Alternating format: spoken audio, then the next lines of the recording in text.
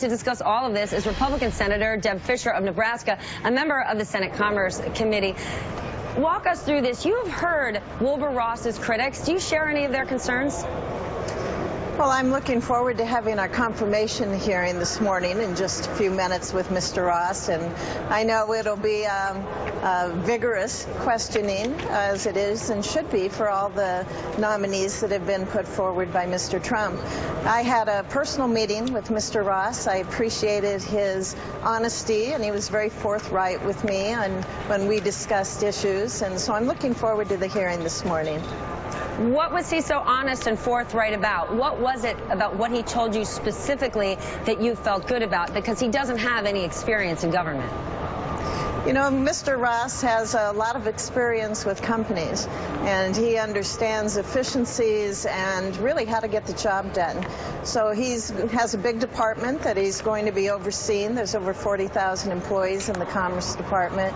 So he'll be looking at that. And then we talked a lot about trade. And Nebraska, of course, is a state that we export a lot. We're dependent upon trade for our robust economy that we have in Nebraska. When agriculture products are suffering, it's going to hurt the economy of my state. So it was really very interesting to hear Mr. Ross's thoughts on trade and as your clip showed, how we can make sure that we have jobs here in the United States. That was a focus for Mr. Trump in the election. Obviously, it resonated in a lot of different states, and I think that it's one that's going to be a focus for Mr. Ross moving forward.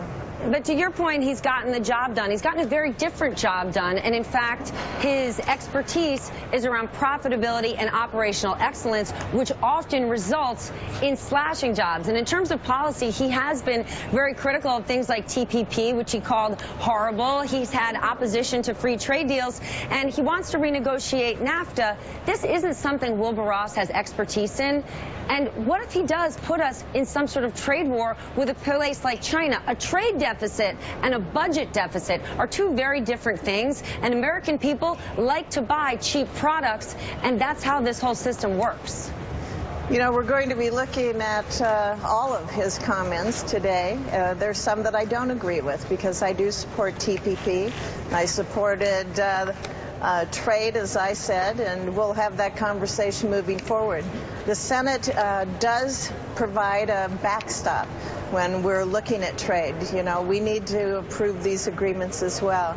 So if we can negotiate good agreements, if we can make sure that workers in this country are going to be protected, if we can make sure that we're going to open markets for the products that we have in this country, I think you'll find tremendous support among the American people for that.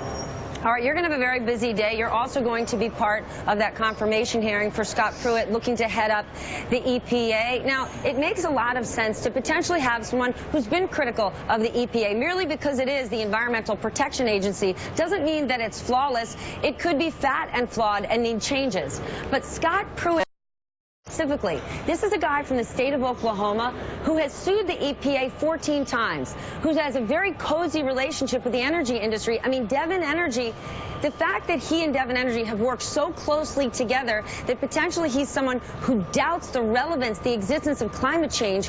Why are you comfortable, or are you comfortable with a nominee like Pruitt? Well, first of all, Stephanie, I have to take issue with your last comment. David Green with NPR has said that there's really no evidence out there that Mr. Pruitt has ever denied that the climate is changing. You know, in my conversation with Mr. Pruitt, he has been, again, very forthright. We talked about ethanol, which at times is in a conflict with the oil industry. We met a number of senators from corn states where ethanol is important, met with him. And the message I've heard from him in my private conversation and also at that meeting has been that he will follow the rule of law. And that's all that I believe we're asking for.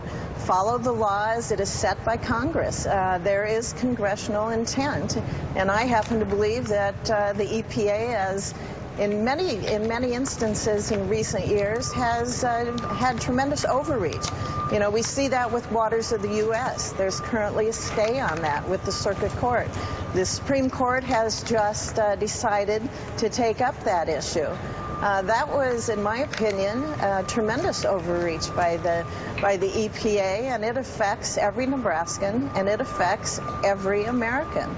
This isn't just an issue that's going to affect one segment of the population. It's going to hit taxpayers because they're going to be paying more when it comes to maintaining roads and constructing new roads.